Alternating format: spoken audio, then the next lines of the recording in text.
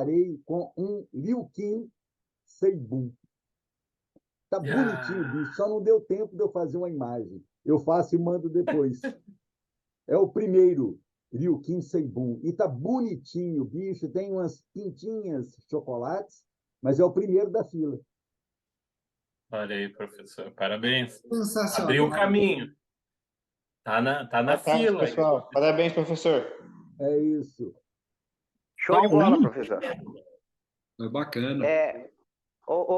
Mar, aproveitando aqui, eu conversei com o professor essa semana, e teve um assunto interessante, que eu não sei se hoje ou nas próximas, com relação à mudança do sexo do Kingyo. Eu achei interessante o assunto, a gente ficou conversando sobre isso, né, que outros, o Beta, costumam fazer, mas para mim foi novidade quando ele me falou, o interesse de mudar o sexo do Kingyo.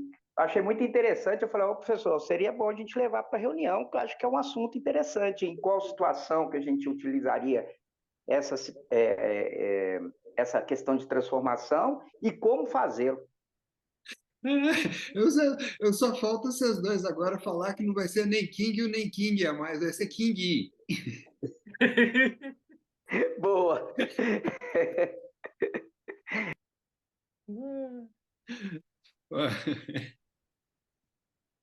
Pois é. O interessante disso tudo aí, porque o boom de estudos em relação a essa interferência humana em questão de sexo de peixe, é porque tem uma aplicabilidade muito interessante, né?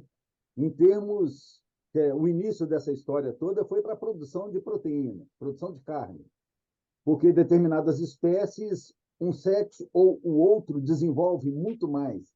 Então, quando se trabalha com reversão sexual, você pode ter uma produtividade bem aumentada. Mas esse é um assunto que a gente pode conversar num outro momento. Vamos voltar para os Kings aí, se for o caso, até para frente, falarmos dessa aplicação em função de algum processo de seleção, de alguma característica. Pô, mas agora que você já fez a introdução, arremata logo o assunto aí, porque... Não, vai ser uma conversa longa. Ah, é longa? Não é curtinha, não. Porque tem muitas coisas envolvidas para poder entender esse procedimento, né? Então, como é uma coisa mais demorada, pode ser que tenha outras coisas de maior interesse do pessoal aí, e a gente pode programar um dia, né, para falarmos especificamente de reversão sexual.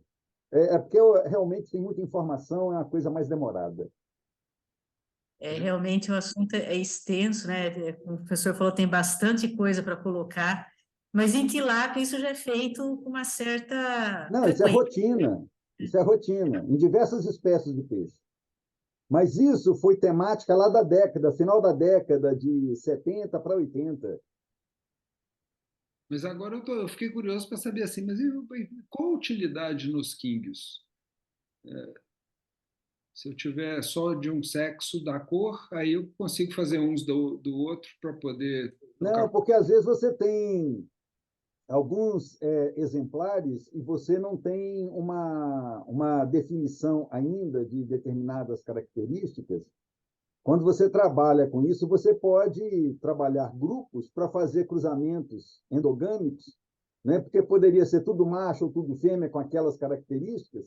Aí, nesse sentido, é interessante trabalhar a reversão para você, como diz, aumentar essas características, às vezes de pigmentação, outras coisas mais. Porque várias características dessas não tem nada a ver de estar ligada a sexo, como ocorre, por exemplo, em GUP. GUP, algumas características são ligadas a cromossomas sexuais. Em Kingyo, pelo menos eu não conheço, não vi nada até agora nesse sentido. Às vezes é necessário você ter alguma coisa nesse sentido para poder trabalhar e concentrar determinadas características. Ô Mauro, eu gosto muito de te ouvir porque você é inspirador, viu? Você mantém a abertura em todos os sentidos, porque eu tenho uma certa, eu diria, como é que eu diria? preferência por processos mais naturais, e aí é a hora que entra com os tratamentos assim, mas é muito bom ter você assim. Você fica falando que tô velho, tô velho, tô velho, mas você tá novo pra caramba, porque você tem a mente aberta. É que, na realidade, são vários pontos. Eu também tenho preferência, Mário, por processos naturais, né? Por exemplo, no grupo, nós tivemos, para trás, aí, recente, algumas discussões de fazer hipofisação para reprodução de química, aquele treco todo. Eu nem entrei muito no mérito, não. É um mecanismo para determinadas situações, pode ser muito positivo. Eu não utilizo, porque os bichos já reproduzem com tanta facilidade no meu contexto que eu não tenho necessidade de fazer isso, a não ser esperar o devido tempo do ciclo natural, temporal, de temperatura e luz. Então, eu prefiro não fazer isso, porque a médio prazo você pode, por indução de reprodução, utilizando hipófise, produzir anticorpos nos peixes, ele parar de reproduzir e outras coisas mais. Então, eu prefiro aí um passo mais lento ao natural. Mas, em determinados contextos, às vezes isso pode dar um avanço, né? E você levaria alguns anos para conseguir. Então, tudo é uma questão, é tudo relativo, né? De cada contexto, de cada realidade, quais ganhos e perdas que possa haver. Os processos de reprodução induzida por hormônio tem vários outros hormônios, inclusive sintéticos, que você pode utilizar para isso. Tem uma série de artigos já publicados, são lá da década de 80, 90, com produtos, inclusive sintéticos, que fazem o equivalente. Não precisa dessa trabalheira toda mais, inclusive porque você tem um grau de pureza baixo quando você utiliza a hipófise. Sendo peixe ornamental, né, é preferível você trabalhar com substância mais pura, com hormônio, né, mesmo que sintético mais puro, para evitar esses desdobramentos. Nós podemos, num outro momento, papear sobre isso, ou separar uns artigos, se for o caso, é um outro assunto, outro tema. Eu estou com uma certa dificuldade de escolha de ração, apesar que eu também não tenho grandes variações experimentadas. Tem dois motivos. Um motivo é econômico, porque eu consigo, eu gasto em torno de R$ 500 um pacote de 25 quilos. Então, isso tem um custo menor para mim aqui em Campinas. Eu gosto. Ela incha pouco, mantém a flutuabilidade, e os peixes, como ela incha pouco, mesmo os peixes ficando a ração em torno de 30 minutos, 20 minutos, eles acabam comendo, o que eu não notei nas outras rações. Então, eu não sei a experiência de vocês, eu queria ouvi-los.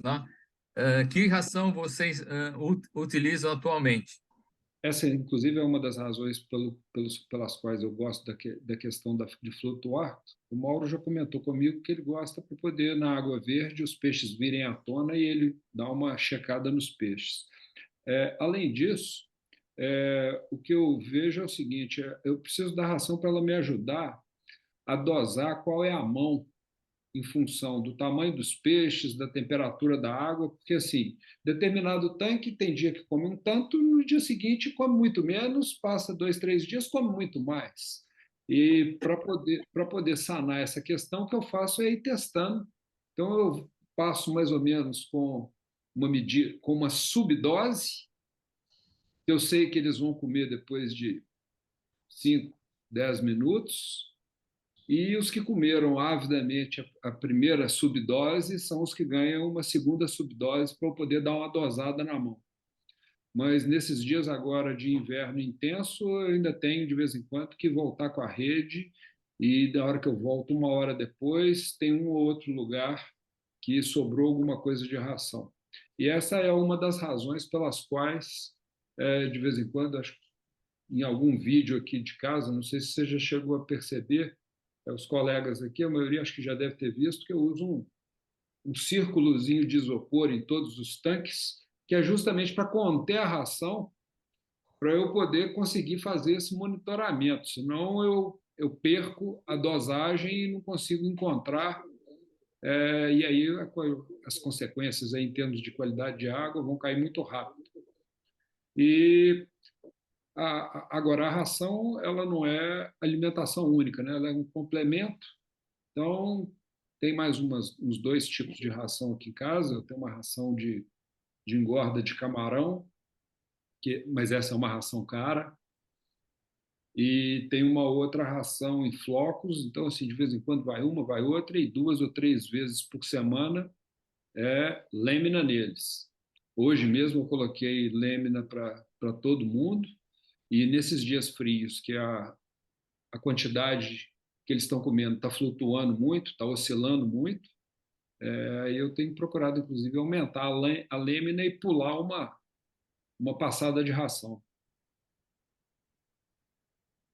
Acho que, mas, de forma geral, acho que é isso aí. A minha história com rações, né? Apesar de não ser dessa área, né? Minha formação, etc., né? Ela vem lá dos cães, né? Acho que o Ederson, a Emerson e outros aqui talvez já tenham vivido essa peleja com ração, né? É um problema complicadíssimo, né? Assim, que eu entendo dessa forma, né?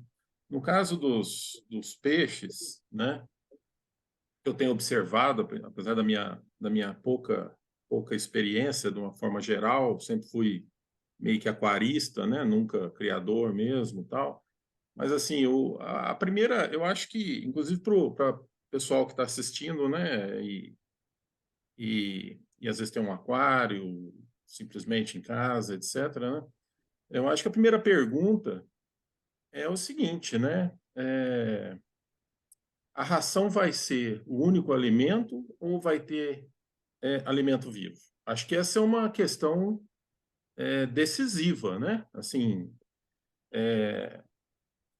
por quê? Porque se você estiver dando uma complementação ou uma parte, né, da alimentação do peixe com um alimento vivo, você vai estar suprindo aí independente até do alimento vivo, vamos dizer assim, de uma maneira geral, mas sendo alimento vivo, acho que já tem uma chance boa de estar com uma condição, uma concentração de proteína legal, você vai ter outros nutrientes ali que podem favorecer coloração, etc., desenvolvimento mais adequado, micronutrientes e tudo mais, né? Então, assim, quanto mais diverso essa alimentação viva, melhor, né?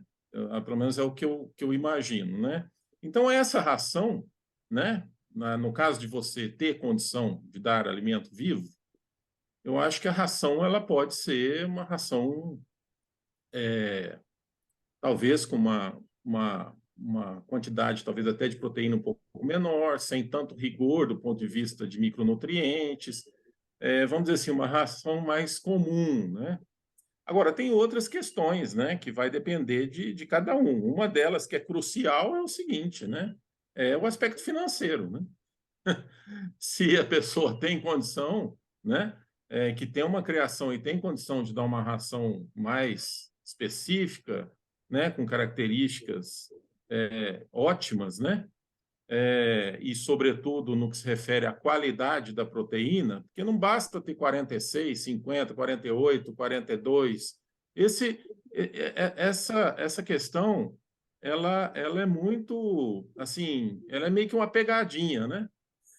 Porque, às vezes, a gente vê lá uma ração com 46%, mas aí você vai ver, quando você vai olhar os componentes da ração, né, que tem uma ordem, aquela distribuição de componentes ali na ração, né, quando está no rótulo ali, né, o Mário até falou que tem um rótulo aí que ele fez a foto, né, então, geralmente é do componente que você tem mais, né, na ração para o que tem menos. Então, se você tem 46%, mas o seu primeiro componente é soja, né? Ou seja, a proteína que está ali é uma proteína de soja. Talvez o peixe não assimile tanto como uma outra que se fosse, por exemplo, de crustáceo ou de outros animais marinhos, etc., né? Ou mesmo até proteína animal ali presente, né? No início dos componentes da ração. Então, você tem uma série de rações que tem proteína alta. Isso vale para cachorro também, deve valer para os outros, né, animais. mas a proteína é de baixa qualidade, ela não é assimilável, ou é pouco assimilável. Então, do jeito que entra, sai. Qual que é o problema disso para uma boa parte dos criadores e, sobretudo, para aquarista? É que se sai sem ser assimilado, acaba degradando na água, né? E aí a qualidade da água vai para o poço, literalmente, né? Então, se você tem um aquário e dá uma ração de baixa qualidade, o que vai acontecer? Você vai ter que ter um sistema de filtro fantástico, ou então vai ter que fazer TPA contínua, quase, para você manter aquela água em condição dos peixes sobreviverem com uma qualidade de vida boa ali, né?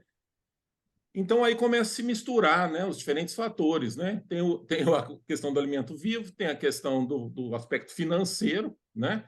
Que geralmente as rações que têm proteína de alta qualidade, de boa assimilação, elas são mais caras, e tem que ser mesmo, né? Porque eles têm que comprar proteína de qualidade que é mais cara que uma proteína de soja ou de algum outro, né, de subproduto de ave, pena, bico, né? Que a assimilação disso é muito baixa, né? Então, a proteína, na hora que dose dá alta, mas na hora que vai assimilar é baixa.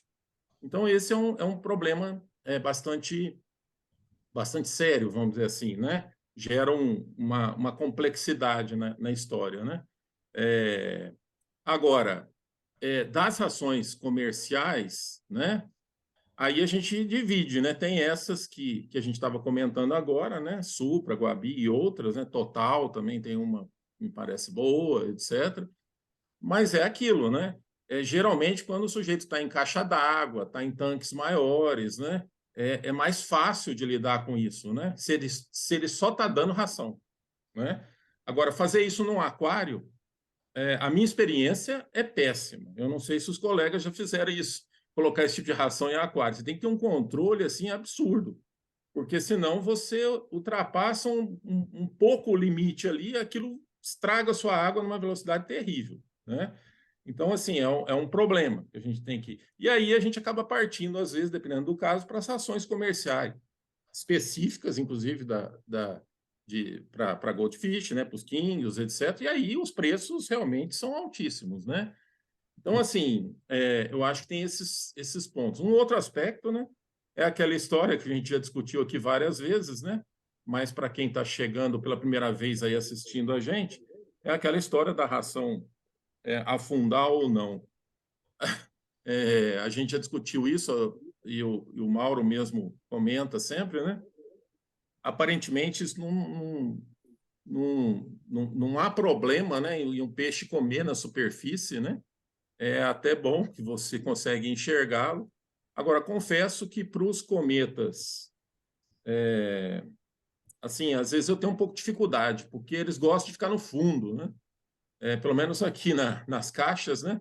Então, às vezes, eles esperam um pouco para ver se a ração vai descer, para eles comerem embaixo, sabe? Inclusive no aquário, sabe? Eu tenho alguns que estão num aquário grande aqui, e eles ficam esperando para ver se a ração desce. Aí depois, se não desce, eles vão lá buscar, né? Eles sobem para ir buscar. Mas, assim, a flutuabilidade também, né? Se a ração flutua, né? Eu acho que facilita mesmo, sobretudo quando está em caixa d'água, para ver os peixes, né? Uma outra coisa que gera dúvida, às vezes, sobretudo para quem tem aquário, etc., assim, é pellet ou é flake? Né? A minha experiência pessoal é que o pellet é muito melhor para king. Eu não sei vocês, estou falando assim. Por quê? Porque os flakes, eles acabam flutuando e ficam ali meio perdido. O peixe parece que tem uma dificuldade maior de pegar essa ração, né? E aí fica na água ali, tem a tendência de degradar durante mais tempo, né? Às vezes você não consegue dosar direito ali, em função de seus paletazinhas, né? Muito finas, né? Enfim, a minha experiência é que os pellets são mais adequados, apesar de que eu já vi, né? Eu não sei se ainda tem, mas teve alguns anos atrás eu vi rações de Kingo em flakes também, né? Eu não sei se tem ainda, porque eu nunca mais procurei. Né? Enfim. Então, assim, basicamente, eu acho que tem uma outra condicionante também que você tem que levar em conta, a idade do peixe, né? Você não precisa, teoricamente, ficar turbinando o peixe com 46, 50% de proteína, um peixe já mais velho, a não ser que esteja em fase de, talvez, de reprodução, que você queira dar uma melhorada, etc., né? Mas, assim, se é um peixe mais jovem, naturalmente, ele precisa de ter à medida que ele vai crescendo, você vai ajustando, né? Teoricamente, poderia ajustar essa quantidade de proteína, ou então manter uma mesma ração e ajustar no alimento vivo, né? Que é uma outra, quem tem alimento vivo, né? Tem essa facilidade. Ou seja, assim, na minha visão de leigo, leigo no sentido assim, de formação e a pouca experiência, o que eu vejo é esse espectro, né? De parâmetros, vamos dizer assim, né? Para levar em conta aí. Acho que tem, assim, pelo acompanhamento que eu tenho dos filhotes, né? Eles têm um bom desenvolvimento. A partir do momento que começa a dar essa ração, né, em gel e tal, para os alevinos, eles começam a crescer muito rápido, assim, isso talvez até por ser uma ração de crescimento, enfim, né? Ela tem uma... Eles passam a ter um desenvolvimento interessante. E eu uso essa aí de 46 ou de 48 como constante, assim, para os bichos que estão, né, nas caixas d'água, no sistema externo, enfim. Na minha avaliação, com um resultado muito bom, assim.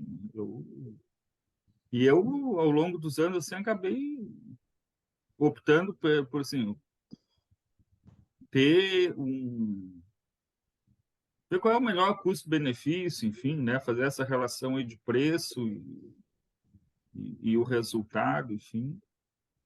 Eu acho que a gente tem que cuidar, né? Nesses grupos aí de aquarismo, enfim, tem muita propaganda circulando de ração que tu vai ver, assim, aí tu vai, te empolga e compra, né? Aí tu olha e o bicho continua no aquário, a mesma coisa, né? O bicho não muda nada, continua cagando um monte, continua, entendeu? Então, acho que esse é um cuidado, assim, que a gente tem que ter, né? Só trazendo aqui um pouco da experiência. E, claro, eu acho que é isso que o Mário falou. Agora, no inverno, diminuir ração, né? Tenho, dentro do possível, complementar com as saladinhas, né? Como o Mário fala. Mas acho que é por aí, assim, só trazer um pouco dessa experiência. A minha experiência, né, com rações, né, alimentação com ração para kings, é o seguinte: a cada fase, né, assim como o Hermínio já falou, a cada fase de vida do químbio, então você tem a sua exigência em proteína, energia, cálcio, fósforo, tal. Por que que eu não falei a exigência em, como é que fala? Açúcar, energia, né? Açúcar para nós é energia, mas para o peixe, né? O peixe ele não utiliza o açúcar como fonte primária para energia, ele utiliza a proteína. Isso foi aquele japonês lá, o Marcelo Asano, o doutor Marcelo Asano, que disse para mim, né? Então, numa conversa que eu tive com ele, ele falou, não, esqueça a questão do açúcar, porque o peixe ele se comporta como diabético tipo 1. Então, esqueça a relação de açúcar solúvel como fonte de energia para peixes, tá? E aí ele explicou que a fonte primária de energia, né, para peixes é a proteína, é a utilização, degradação de aminoácidos, né, da proteína, degradação não, metabolização de aminoácidos, ok? Então, as fases iniciais, fases jovens, ela consomem, né, elas têm uma demanda muito grande por proteína, né? Tem uma demanda muito grande por proteína. Junto com a proteína, você tem a questão da energia. E a energia lá, ela é expressada em gordura. Para peixe, é expressada em gordura. Então, tem a proteína, gordura, né? Então, você vai ver que essas rações iniciais, ela tem uma proteína alta e uma energia razoável ali, razoavelmente alta, né? Então, por isso que fala-se em 52, 54, 56% de proteína. Assim como o Ederson já falou, faz gel, né? Então, o que eu fiz aqui à época foi fazer a ração gel também, mas utilizando essa ração farelada. Que essa ração farelada é de alto teor de proteína. E a proteína que se utiliza em rações iniciais é farinha de peixe, né? É farinha de peixe, não farelo de soja. Farelo de soja é outra coisa que você vai utilizar mais para frente. Mas no início, né? No início é utilizado o quê? É utilizado a farinha de peixe. Então, essa farinha de peixe, que ela já tem as proteínas, já tem a quantidade, o teor de proteína necessário, né? Para o crescimento do peixe, crescimento inicial. Aí já tem a quantidade de energia também ali expressado na gordura. Tá? O gel que eu fiz aqui, já fiz de duas formas. A primeira vez eu fiz de gelatina e a segunda vez eu fiz de Kanten, né?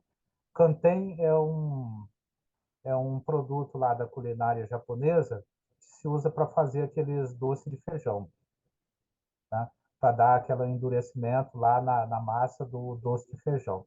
Aí eu utilizei Kanten também. E o Kanten, ele é de algas marinhas, né? Então, quer dizer, já é lá da origem da água, né? A gelatina, ela vem de outra origem, né? Então, eu imaginei assim, é, fica tudo vindo da água, né? Vem a farinha de peixe, que está lá na ração, e tem o Kanten, que também é lá das algas marinhas. E aí eu faço os cubinhos, né? Guardo no congelador e vou utilizando conforme a necessidade.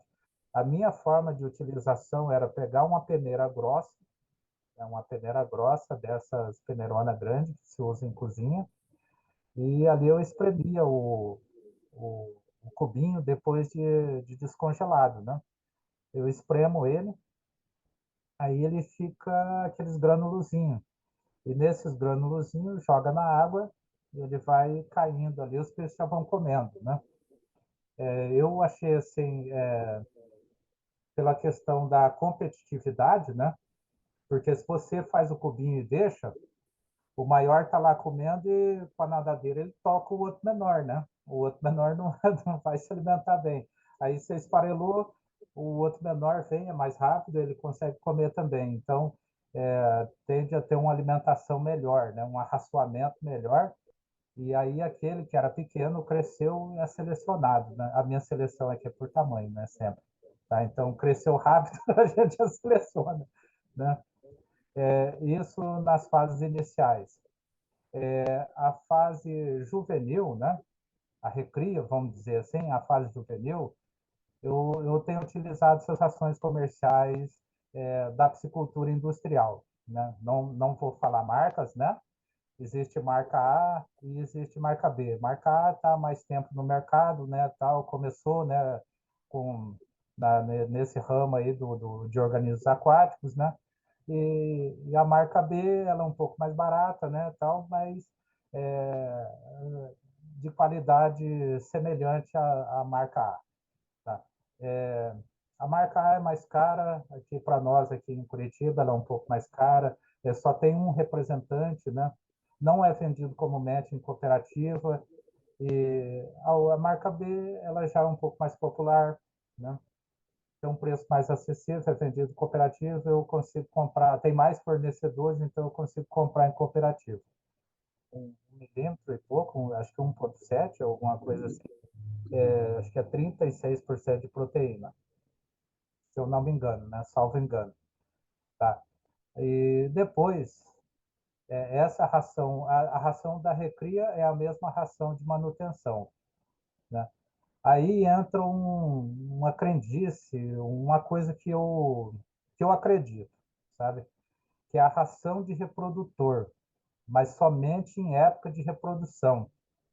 Então, quando aproxima-se a primavera, aí eu vou atrás, né, dessa ração farelada e ao invés de dar para as larvas e alevinos, eu dou para reprodutores, né? Eu forneço ela, faço o arroçamento dos reprodutores. É porque essa alta proteína, sendo que a exigência do reprodutor em proteína não é alta, porque a exigência dele é de manutenção do corpo. Mas aí entra o seguinte, a exigência dele é de manutenção do corpo quando ele não está se preparando para reproduzir. Quando ele está se preparando para reproduzir, ele tem que desenvolver óvulos e ele tem que produzir esperma. Então, por isso que eu forço, assim, mais ou menos 1 ou 2 semanas antes, aí entra a questão da crendice, né? Quando umas 2 ou 3 semanas antes da lua cheia, eu começo a fornecer essa ração com alta proteína, essa ração de pós-larva, tá? E aí chega mais ou menos nas proximidades dos dias da reprodução, você começa a perceber que tanto os machos quanto as fêmeas ficam balançando assim, ó, a nadadeira dorsal, né? E eu aprendi que isso daí, em cará, né, e outros caracídeos, né, quando começa a mexer a nadadeira dorsal assim, é porque está querendo fazer a corte. Então, quer dizer, se quer fazer a corte, já está preparado para reproduzir, né? Aí eu pego, coloco no aquário motel e deixo reproduzir, certo? E aí suspendo a comida, né? Suspendo a comida porque nem toda aquela proteína que eles estão comendo estão absorvendo, né? Pode ser que alguma coisa fica ali, vai dar amônia para quem vai nascer, né? Tá? Então, e até porque a própria a geração de amônia que dá depois da degradação dos, como é que fala, tanto de esperma quanto de óvulos não fecundados, né? Também já produz amônia, né? Então, é isso que eu tenho feito aqui. Né? É dessa forma como eu tenho feito aqui. Peixe que está no aquário, eu utilizo essas ações de lojas de aquário. Tá? Tenho utilizado isso aí. E aquilo que está no tanque é a ração comercial da piscicultura. Tá? Agora, com todas essas novas informações que vêm chegando aqui, a gente discutindo no grupo, né? Eu passei a utilizar a lâmina também. E passei a utilizar a Daphnia, né? Consegui criar a Daphnia, né? Então, estou utilizando isso de alimento vivo. O único alimento vivo que eu utilizava, né, era como é que chama? O filho da Artêmia salina, o náuplio, exatamente. O náuplio da Artêmia salina, né, que eu utilizo para as pós-larvas de king. Tá? Era o único alimento vivo que eu utilizava. Né? De resto, essa alimentação seca mesmo, esse alimento seco, né? Ração industrializada ou ração de peixe de aquário mesmo, especializada para peixe de aquário. Tá? Tenho percebido que quando você cria o peixe em condição mais natural, mais água verde e ambiente mais escuro, a tendência de expressão da cor é melhor, tá? Do que você deixar ele num ambiente muito iluminado, sabe? Você deixa ele em ambiente muito claro, água muito limpinha, olha, peixe não fica vermelho, não. Nem destaca as cores, né? Eu tenho adotado isso aí. Tenho adotado água verde, né? Água verde e ambiente mais escuro. Isso é que eu queria. Isso é a minha experiência que eu tenho, né? O que eu já passei, né? E passo, né? A minha vivência aqui com os Kings, né? Era isso aí. Né? Então, a minha experiência ao contrário da maioria aqui, como aquarista, né? Eu não tenho experiência como criadora. Então, assim, para mim, são as rações para peixe já em final de fase juvenil e adulto. Né? Então, assim, eu priorizo mais as rações que afundam. Por quê? Porque o king, se ele tiver tendência a ter problema de vesícula gasosa, de flutabilidade, essa ração tipo flocos, ou a que não afunda, né, que fica na superfície, faz o peixe engolir mais ar quando ele vai abocanhar. Né? Então, você pode induzir a manifestação desse problema num prazo menor. Então, eu prefiro as rações que afundam para que eles se alimentem lá no fundo. Aí, assim, evite de uma ingestão muito grande de ar. Uma outra coisa também, né? Como são quinhos adultos já, eu não necessito de ração que tenha uma grande quantidade de proteína, né? E nem de gordura. Então, eu priorizo a ração que tenha por volta de 36%, 38% de proteína bruta e um extrato etéreo aí por volta de 6% no máximo. Extrato etéreo é gordura. Né? Então, assim, eu tenho procurado... Antigamente, eu conseguia comprar as rações mais top, digamos assim, do mercado, agora com certeza não dá, né? Porque de uns tempos para cá os preços aumentaram demais, principalmente em determinadas marcas, né? Então, eu procuro dar espirulina, ração à base de espirulina, que é muito boa para a imunidade, ração à base de alho, de vez em quando eu dou também, né, para alternar, e essas rações que estão nem muito em conta, mas nem um preço muito alto, né, e que eu possa, que seja possível para mim manter, né, a compra dessas rações. E eu alterno, então, a ração seca, que eu prefiro o pellet, ou o stick, mas daí eu tenho um método para fazer, para retirar o ar dessa ração, né, para que ela afunde. Então, eu uso esse tipo de técnica tupiniquim, digamos assim, né. E eu alterno, então, com algum alimento vivo. Aqui em Rio Claro, infelizmente, não encontro artêmia viva para poder fornecer. Então, eu parto para liofilizada. E também entra aí a fase da salada, né? Como o pessoal já comentou, né? A lêmina, a wolfia, que eu consigo manter aqui no meu quintal. Né? Então, e também, assim, estou esquecendo a ração em gel que eu faço, né? Então, eu costumo fazer colocando brócolis, abobrinha, cenoura. Quando possível, eu coloco também um pedaço de salmão cozido. Eu bato isso tudo no liquidificador. E, quando possível, também utilizo o agar ao invés da gelatina sem sabor para dar consistência, né?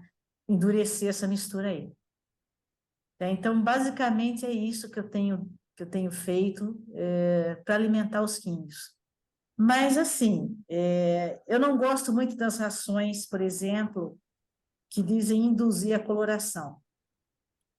Eu noto essas rações um pouco pesadas.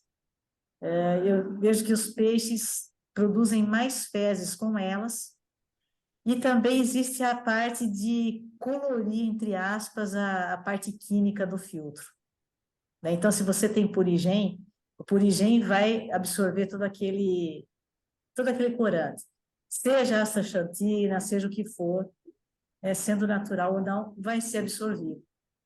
Né? Então, eu prefiro as rações que não tenham essa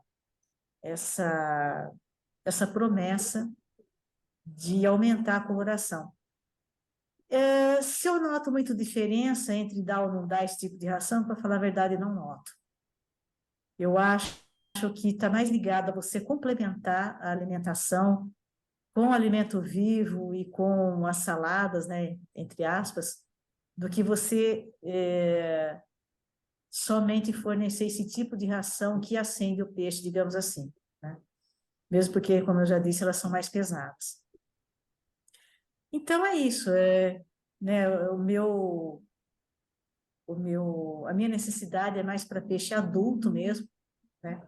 Então, eu mantenho os meus peixes com esse tipo de alimentação no momento. Fui um pouco simplista, porque a minha preocupação é ração. Qual a melhor ração, a questão benefício-custo. Mas eu só tenho que... na parte inicial, eu dou artêmia, complementar toda como eu trato a nutrição dos peixes em casa. A parte inicial, artêmia e uma ração em flake, que é de camarão, que substitui muito bem a artêmia. a partir segunda semana. A partir da segunda semana, eu só dou, vou reduzindo a artêmia e vou colocando essa ração de camarão e flake e dáfna. Tá? Agora, para os peixes mais adultos, eu dou ração, dou a rófia, dou artêmia, e nas últimas semanas eu estou fazendo patê. Eu dou patê tanto para aquário e para tanque. A minha dificuldade em tanque com água verde é que eu não vejo se há uma sobra. Mas, como mostrei para vocês, uma parte dos meus tanques, a água é transparente. E aí eu consigo controlar. E o que eu notei é que, com o patê, eu consegui melhorar o crescimento do peixe. Ele está mais saudável, aparentemente. A questão de saudável ou não, então, cor, brilho, o nado, a forma com que ele percorre o tanque. Então, a minha experiência com patê, eu me inspirei muito no patê do professor Leandro Souza, que trabalha com cascudo. Então, eu vou alternando.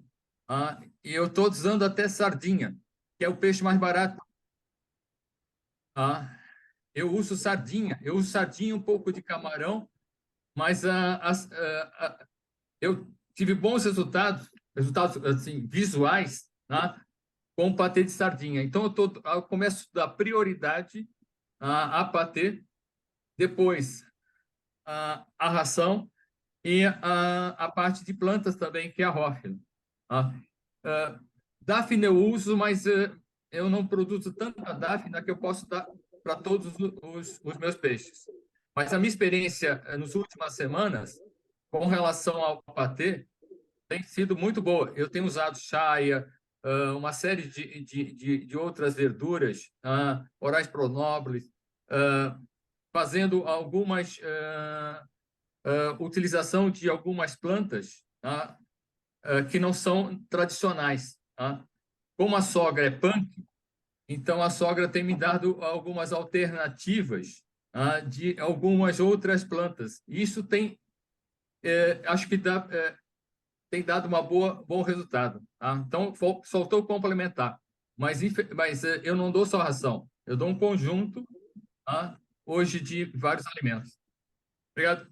Eu acho que quase todos aqui estamos mais ou menos na mesma linha, né? E procurando relação custo-benefício, mas deixaram de lado um alimento bem útil principalmente para levinos, que com os seus devidos cuidados ajuda bastante no orçamento, e quando não tem ou esqueceu de eclodir um nalpe, alguma coisa assim, que é a boa gema de ovo.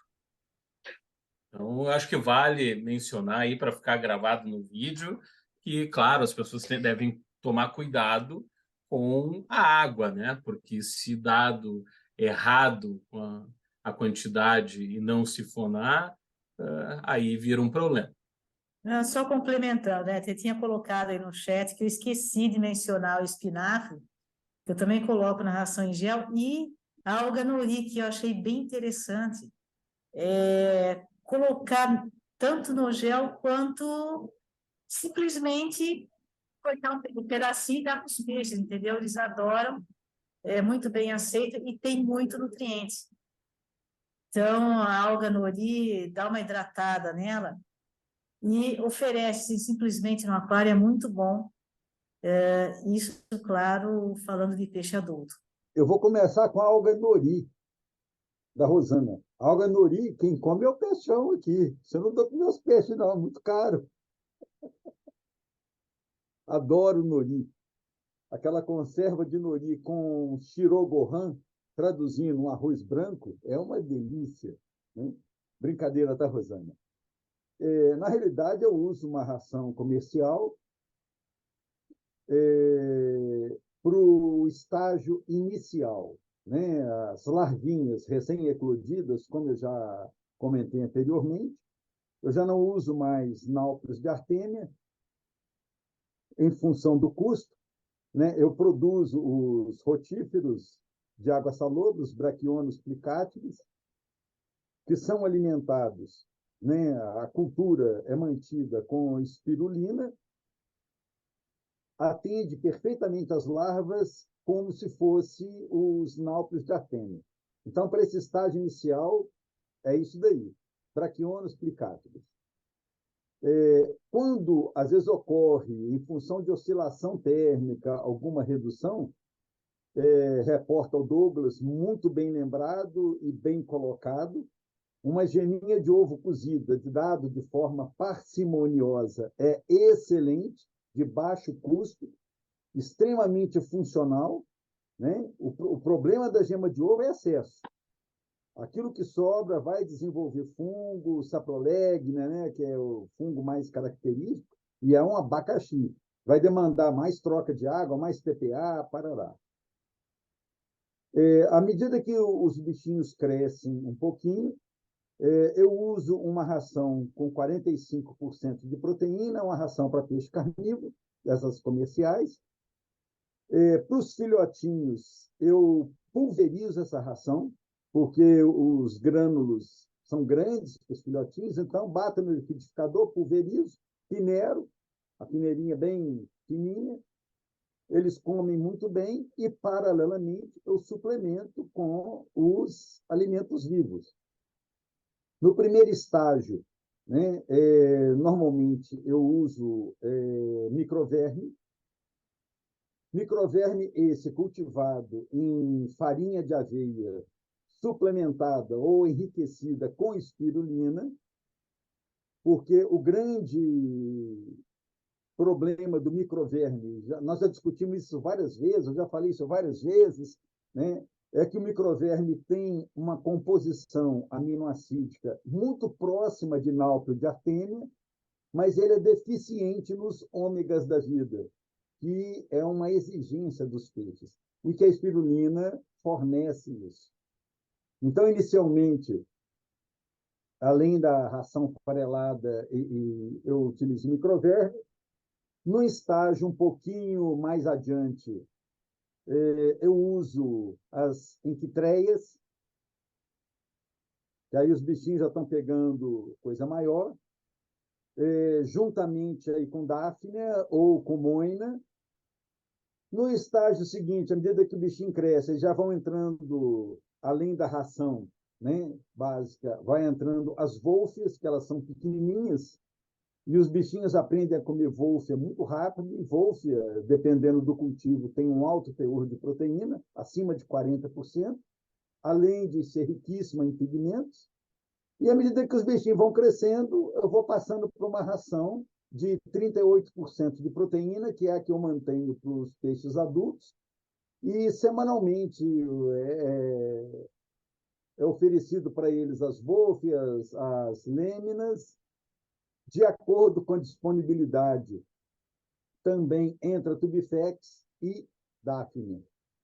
É isso que eu faço no meu contexto aqui. E que tem funcionado bem.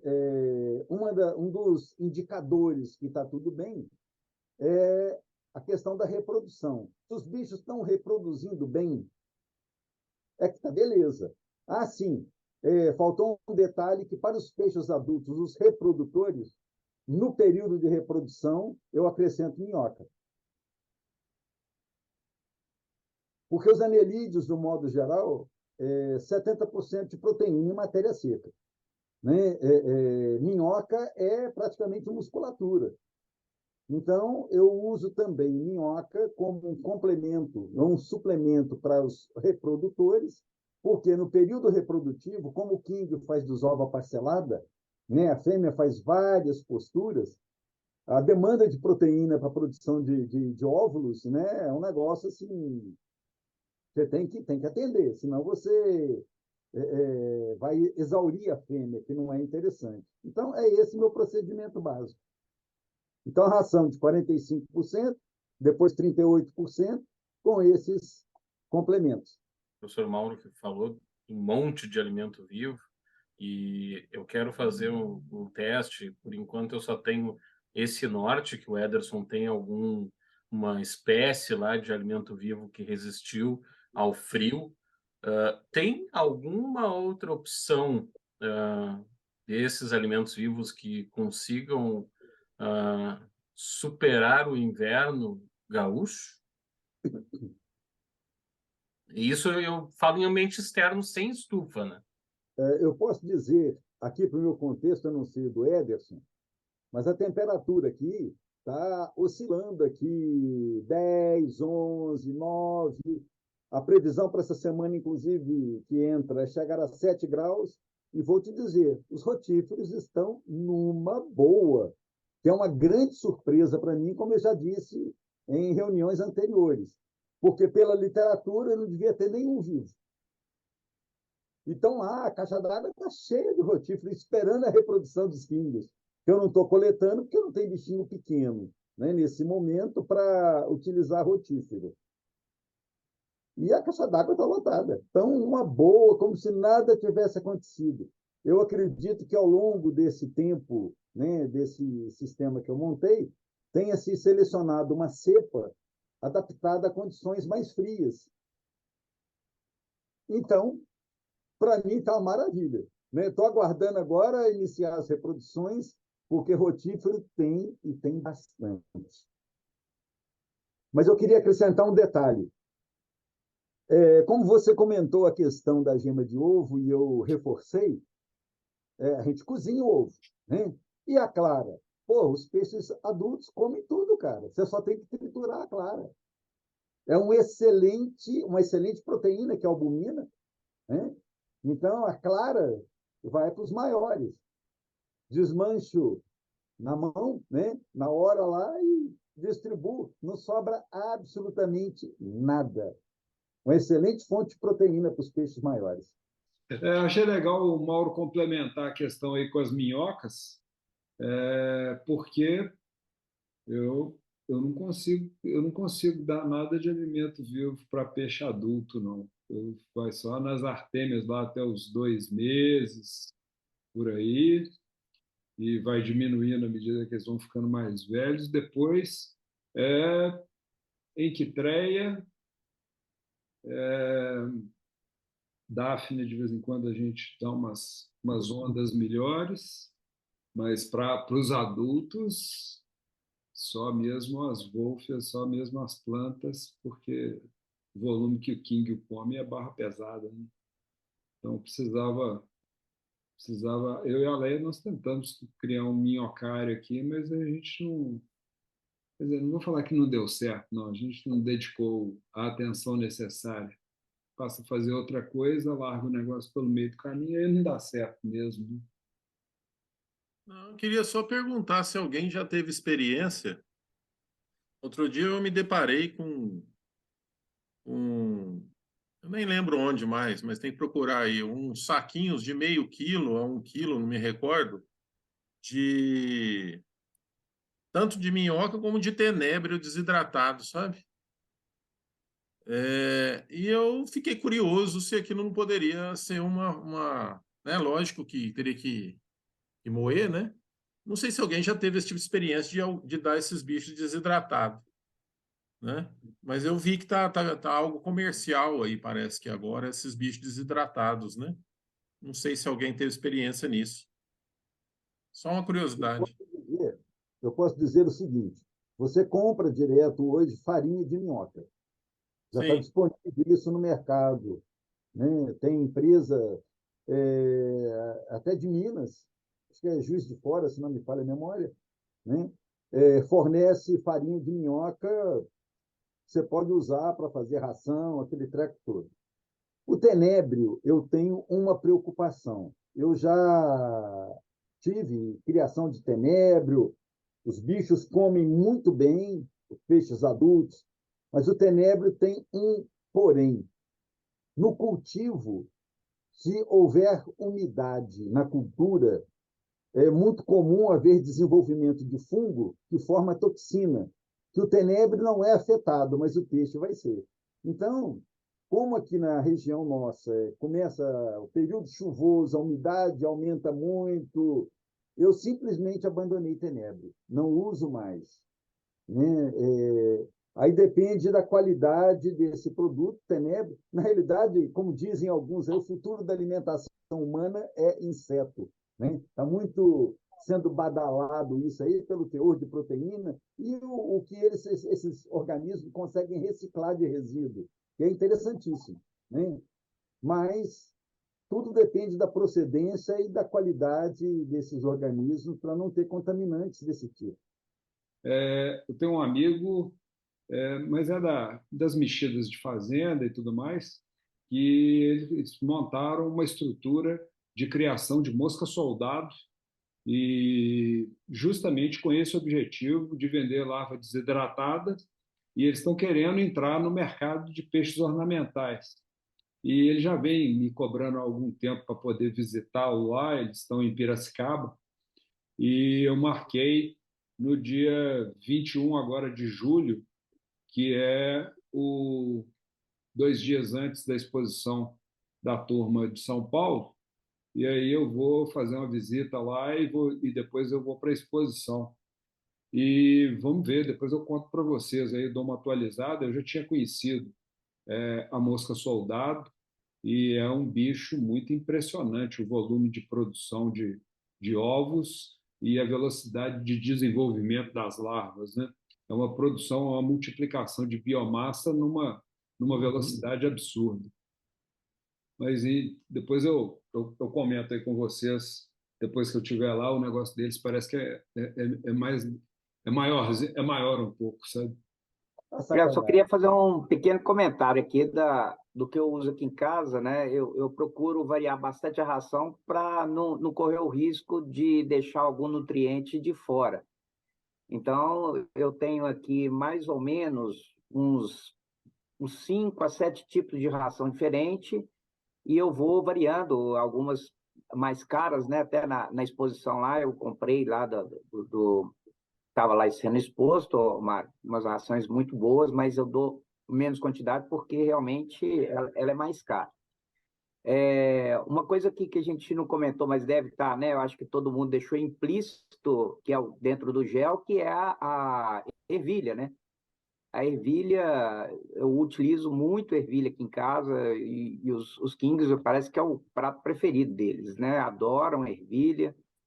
Então, eu utilizo muito. O problema era descascar a ervilha. Aí eu descobri um tal de ervilha partida.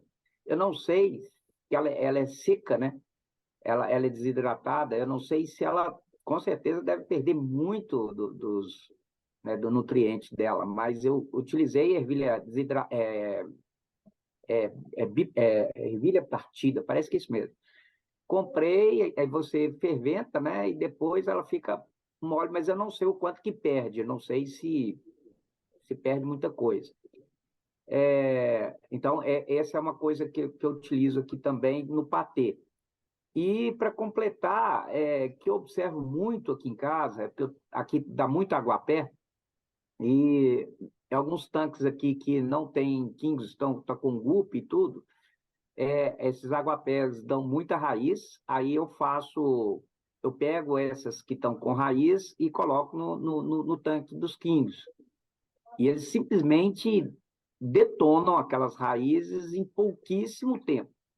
Elas não vão para o filtro, com certeza não vão, porque eu fico observando se o filtro está sendo muito, né, está ficando muito poluído, eles comem aquilo, né? E aí eu não sei se a raiz do aguapé faz bem ou não para eles, né? Mas eles detonam as raízes do aguapé e do alface d'água.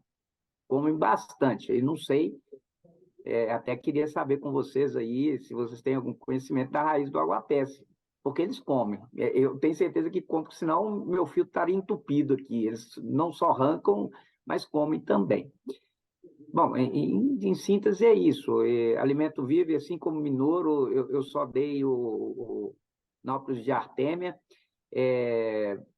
Tive uma péssima experiência aqui, viu, Douglas, com gema de ovo para as larvas aqui, porque você tem que ter uma atenção muito grande. Eu perdi muita larvinha aqui com gema de ovo. é um trabalho incansável, não dá para trabalhar com gema de ovo, com as larvas. Eu, pelo menos, depois que eu descobri que o Mário e o professor falaram muito monópolis de artêmia, eu comecei a fazer aqui e acabou. Resolveu o meu problema aqui. Então, acho que é o melhor alimento que tem aí para as larvinhas é o monópolo de artêmia mesmo.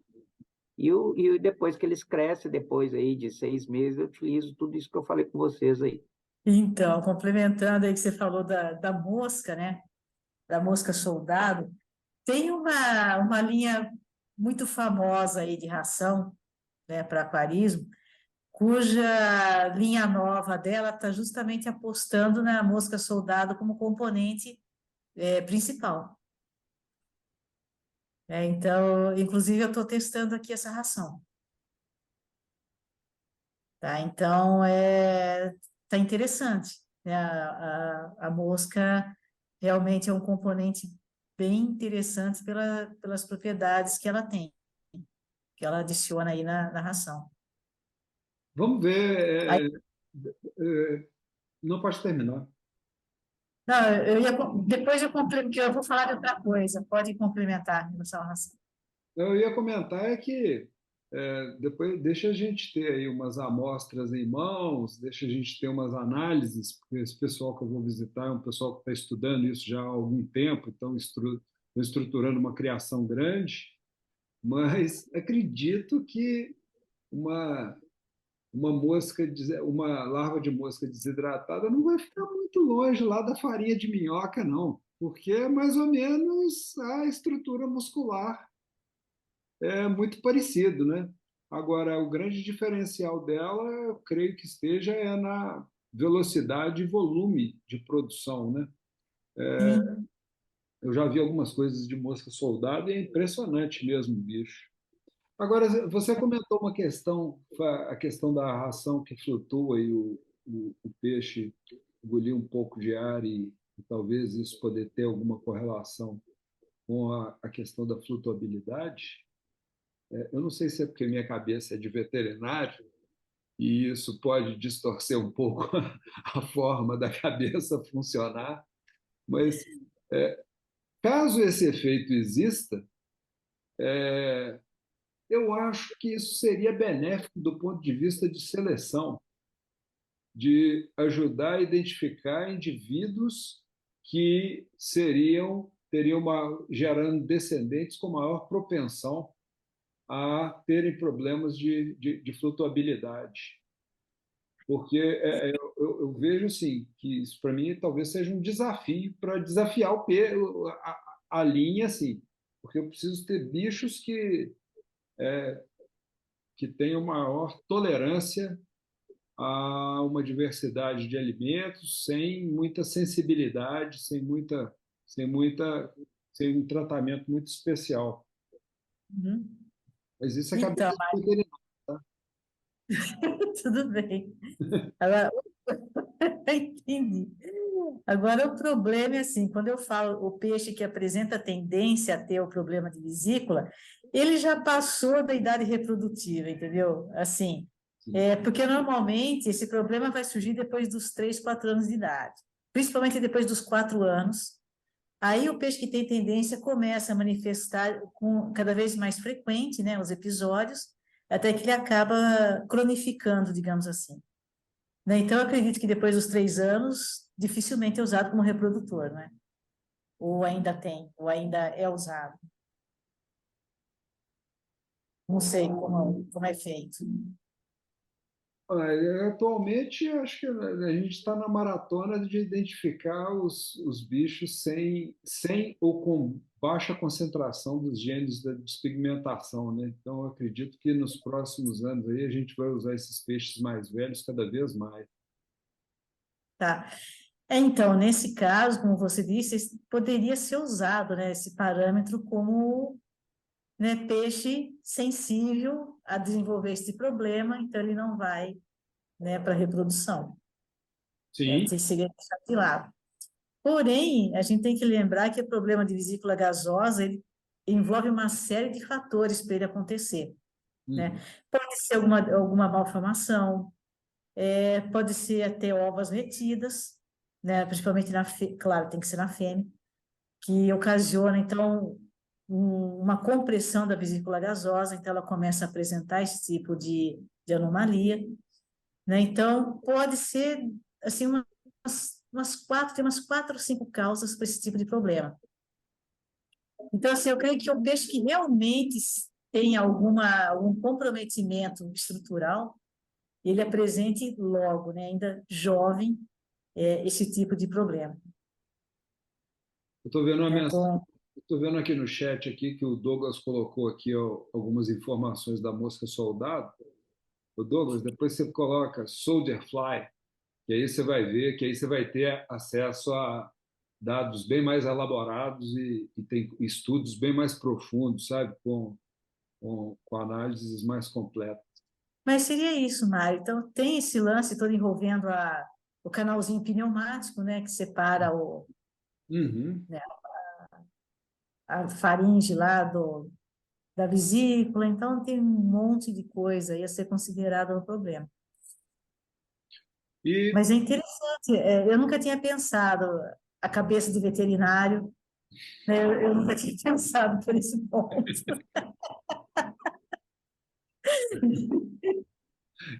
Mas essa é a cabeça de um veterinário, né?